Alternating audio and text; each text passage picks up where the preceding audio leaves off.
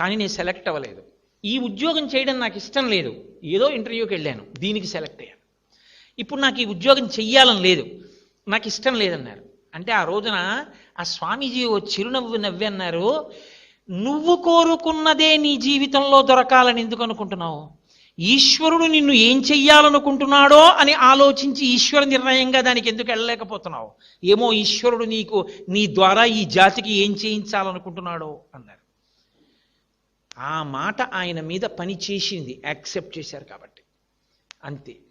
ఈ దేశానికి ఉపగ్రహాలు తయారు చేసుకోవడానికి కావలసినటువంటి సత్తానిచ్చిన మహాపురుషుడయ్యారు.